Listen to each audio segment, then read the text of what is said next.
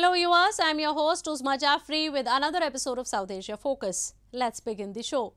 As the world fights a number of challenges on multiple fronts, including rising international tensions, a looming recession and climate change, all eyes will be on India as it assumes the G20 presidency on December 1.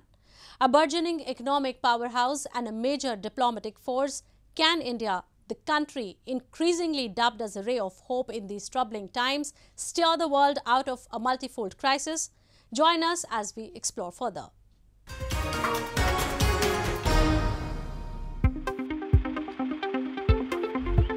Within days of reports that the Russia-Ukraine conflict was heading for a temporary ceasefire, Moscow bombarded Ukraine with dozens of missiles, putting an end to all speculations of potential peace.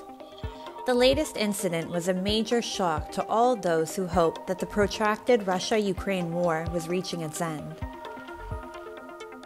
Meanwhile, world leaders converged in Indonesia on November 15th and 16th for the G20 summit.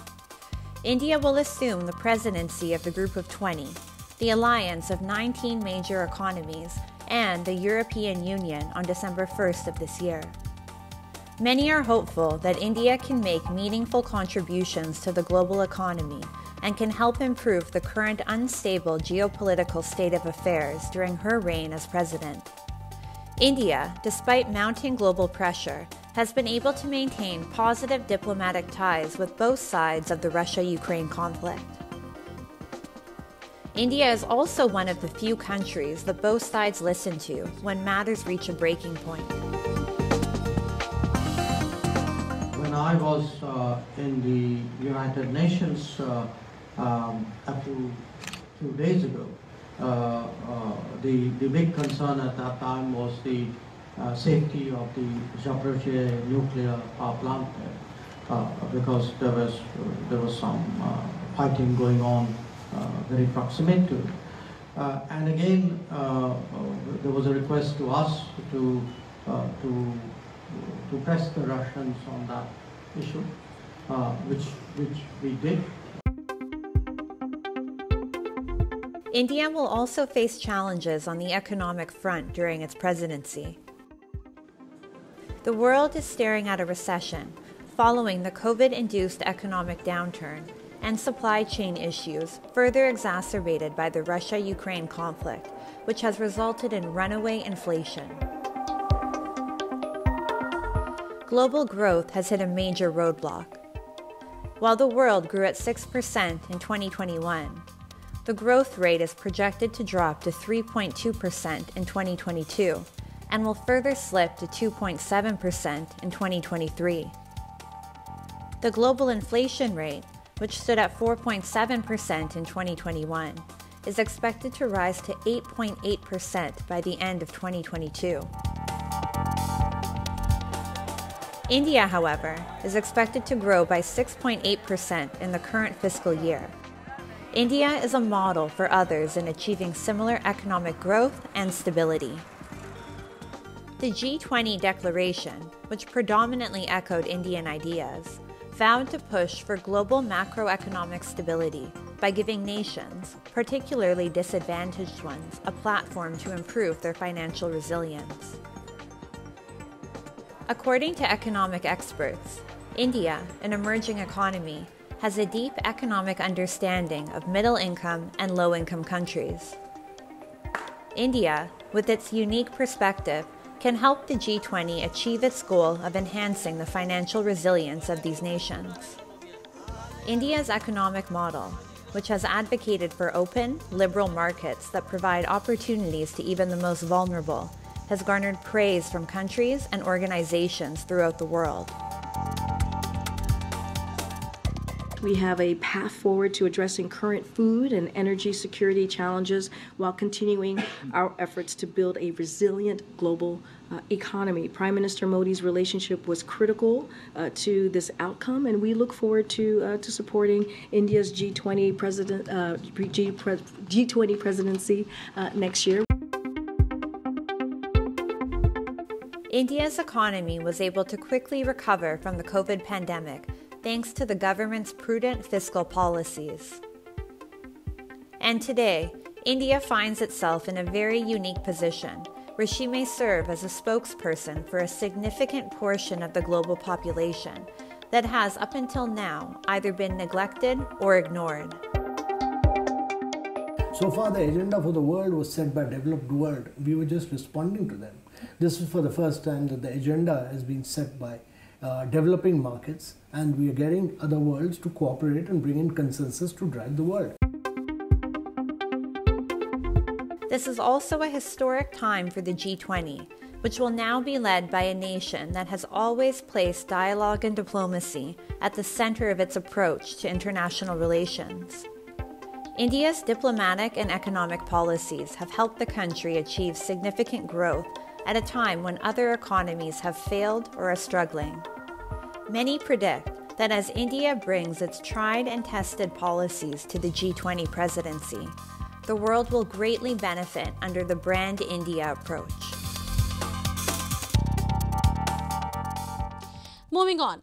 Like other parts of the world, Bangladesh too has been gripped by the football fever since it was kicked off a few days ago. From urban centers to villages, the country is soaked in football fervor. Meanwhile, the Bangladeshi workers who were key to the workforce that built the FIFA World Cup stadiums in Qatar said they were delighted and proud with the success of the World Cup so far and hoped everything went smoothly as the tournament progressed.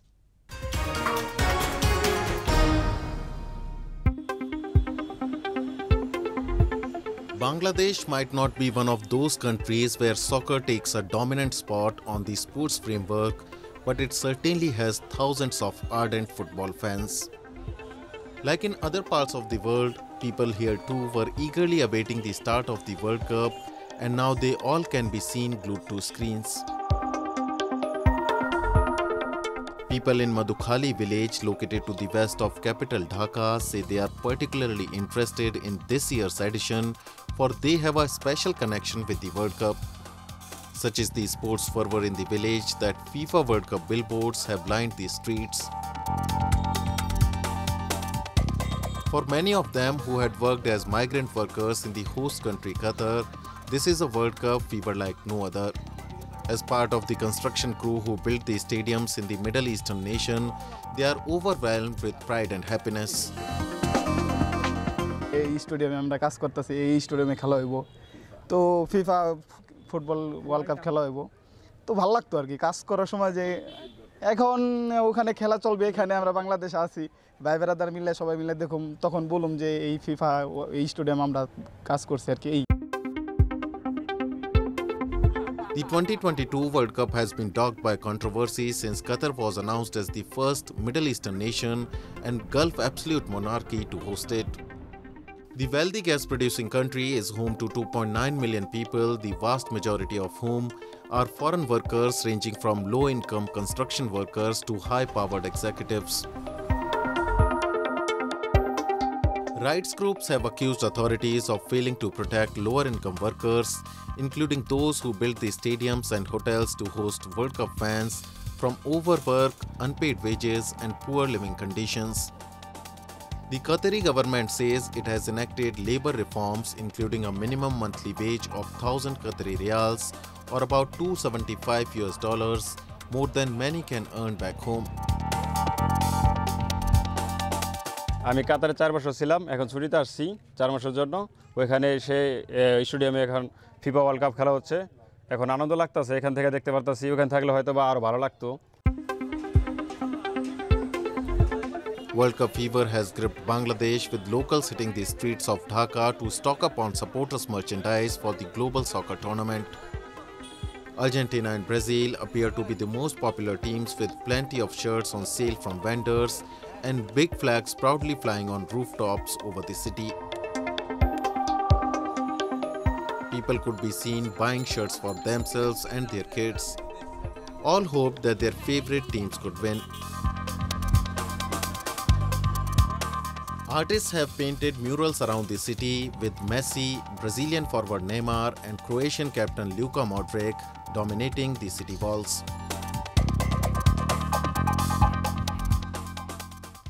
Moving on. When the world is grappling with runaway inflation, India is one of the few countries that have shown unusual progressive signs. It has not just performed remarkably well at the economic front, but has successfully contained the rate at which inflation has hit. Numbers suggest that India has not just outperformed the emerging economies, but the developed ones too. Let's dive a little deeper into the issue and understand how Indian economic strategy has played out well to check inflation. India has absorbed COVID-induced shocks far better than most other countries, be it fiscal policy, monetary policy, macroeconomic outlook, or by keeping a constant check on retail and wholesale pricing. India's economic growth has been particularly impressive in comparison to many developed economies, who have yet to bounce back from the pandemic and its after effects. Global economic growth is expected to fall drastically over the next 2 years. However, India appears to be bucking the trend, with major international financial agencies like Morgan Stanley praising India's economic acceleration.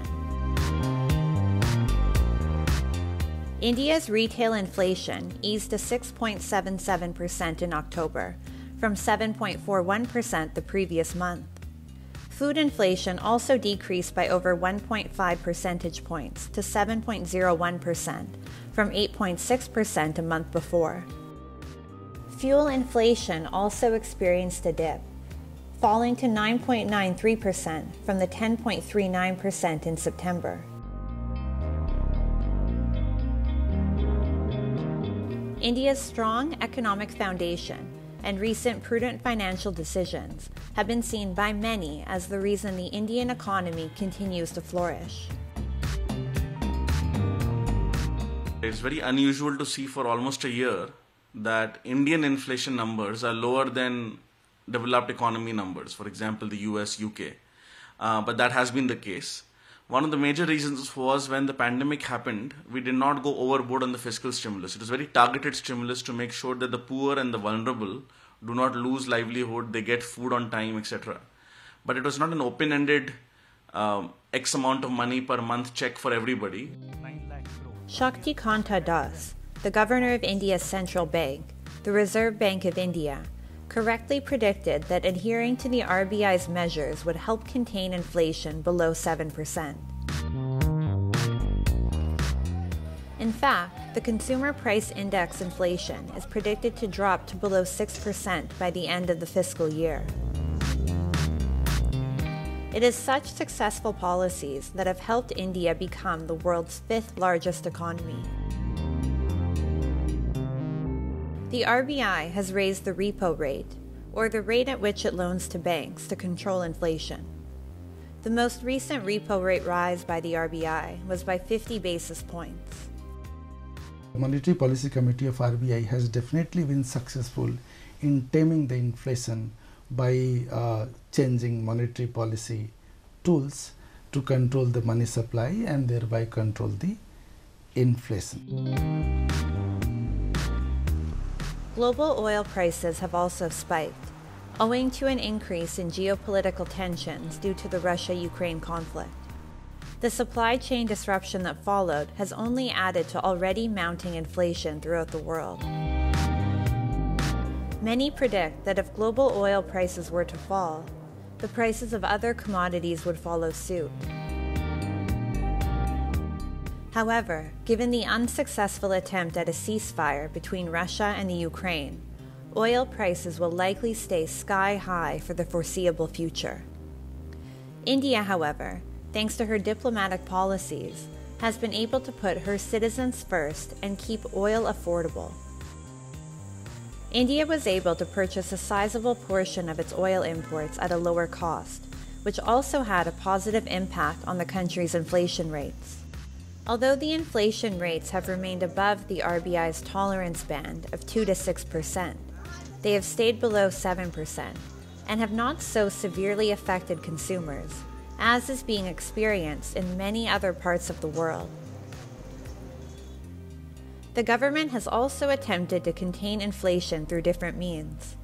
The government's national monetization pipeline has the potential to release over 73 billion USD by monetizing the assets of public sector units. The government has also made the best use of its foreign exchange reserves to lower inflation by intervening at crucial times to subsidize the price of essential commodities.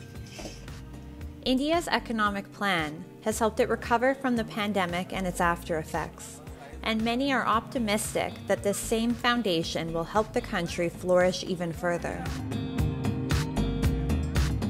With thanks to its economic principles, policies, and people, the Brand India approach will continue to keep inflation at bay and will continue to protect the needs and well-being of Indian citizens.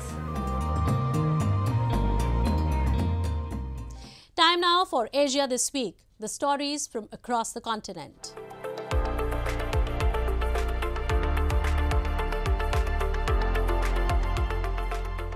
Beijing streets were nearly empty in the later half of the week as China reported another record high of daily COVID-19 infections, and cities across the country enforced measures and curbs to control outbreaks. Excluding imported infections, China reported over 32,000 new local cases on Thursday alone, a daily record for the second consecutive day, beating a figure set in mid-April when the commercial hub of Shanghai was crippled by a city-wide lockdown that lasted 2 months. Beijing's daily tally for Thursday was 424 symptomatic new local cases and 1,436 asymptomatic cases. Authorities in the Chinese capital have locked down neighborhoods and temporarily shut shops as well as businesses to lower the risk of infections.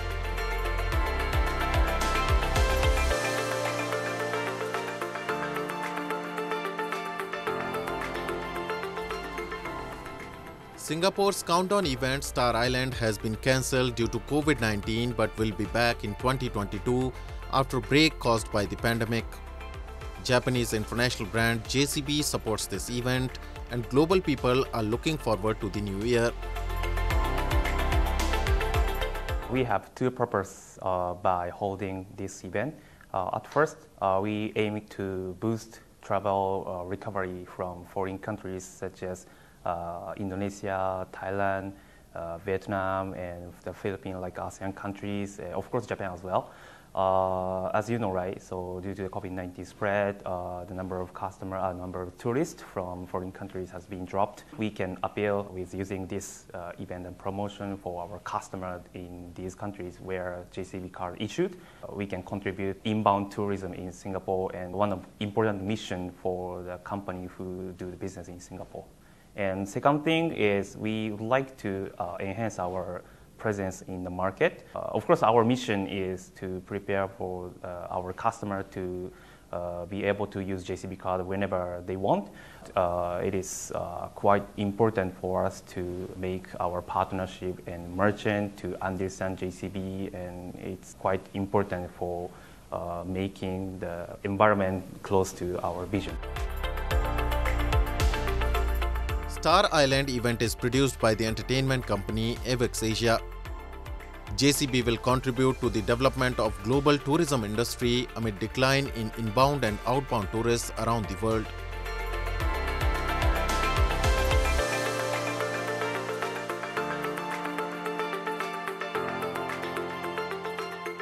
Motorbike giant Yamaha Motor announced raising safety declaration. Yamaha's history began with the YA1 launched in 1955. In the design stage, it pursued safe running, turning and stopping using the latest technology. This spirit is handed at Yamaha Motor's development sites to this day. Aiming zero traffic accident of motorbike, Yamaha Motor continuously investigate technology support for safe riding. レーダー連携ユニファイドブレーキシステムは前方車両に接近しすぎたときにライダーによるブレーキ操作が不十分の場合、ブレーキ力を追加するアシストシステムとなっています。このシステムは世界初です。ライダーの意思と操作を尊重してその効果が不十分と判断された場合にサポートを行うように設定されています。connected car and communication system between motorbike and other cars and motorbikes using radio wave is progressive technology. Running cars and motorbikes communicate each other to notify dangerous situation, too close, hidden cars access. Safe and comfortable driving with zero accident is the most important theme for Yamaha Motor. Involving DX technology, smartphone and metaverse, safety education is planned. Motorbike giant is growing to safety giant.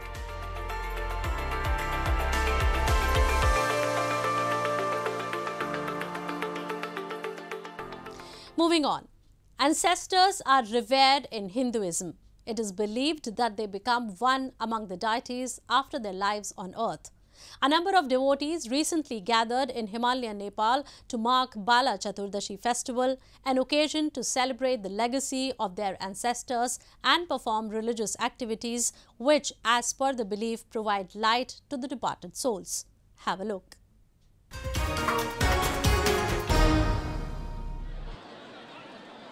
Hundreds of devotees gathered on the banks of river Bagmati in capital Kathmandu to celebrate one of the most auspicious Nepali festivals, Bala Chaturdashi. They made religious offerings to the river, which is considered a deity among the Hindu devotees. Bala Chaturdashi is marked to remember the departed family members. Devotees float oil lamps on the river, which is believed to lighten the world of departed souls. People remain awake through the night, camping on the edge of Bagmati river while facing the Pashupatinath temple. मेरो आमा बित्नु भएको अहिले 3 वर्ष भयो अनि आमाको लागि पहिलो दोस्रो र तेस्रो वर्ष अहिले 3 वर्ष भयो बत्ती बालेको अनि त्यो बत्ती बालेपछि आमाको चाहिँ मोक्ष गति होस् भन्नका लागि राति बत्ती बालियो अनि अहिले चतुर्थी हुँदैछ त्यहाँ चतुर्थी गर्ने व्यवस्था हुँदै भइराछ र यो बत्ती के रे फुलहरू तारिन्छ यो चाहिँ फुल तार्या भन्छन् यसलाई यो टाङ्नाको कारण चाहिँ त्यही पितृहरू मोक्ष हुन् वारीबाट पारी पुगुन् भन्नका लागि full तारिन्छ. Rituals for Bala Chaturdashi festival start from Marga Krishna Trayodashi, the 13th day of the waning moon in the month of Mangsir, the 8th month in the Nepali calendar. People who observe this ritual keep a fast and eat only one meal in a day. They avoid eating garlic, onions, fish, eggs and other food items on that day. In the evening, people visit the Pashupatinath temple or shrines dedicated to Lord Shiva and chant hymns and prayers through the night. हाम्रा दिवंगत पितृहरूले पाउनुहुन्छ भनेर उहाँहरुकै नाममा छरिन्छ रातभरि बत्ती बालिन्छ अहिले यहाँ उहाँहरुले पाउनुहुन्छ भनेर चौतारामा पनि राखे मैले अलिअलि हैन यही धार्मिक विश्वासमा. Akhand Jyoti, meaning eternal flame, is lit to remember the departed family members. The next day, they take a bath and begin their journey around the Pashupatinath temple premises and spread 7 kinds of grains along the way. As per the belief, taking dip 3 times into Bagmati river is considered a path to purification. The grains include rice, barley, sesame, wheat, chickpeas, maize and foxtail millet. The people walk along Kailash, Suryaghat, Gauri Ghat, Araghat, Guhyeshwari, Mrigasthali, Vishwaroop Kirteshwar, 108 Shivalinga. It is also one of the festivals that provide an opportunity for different sections of society to reunite and celebrate together. With that, we come to the end of this week's episode. See you next week. Goodbye and take care.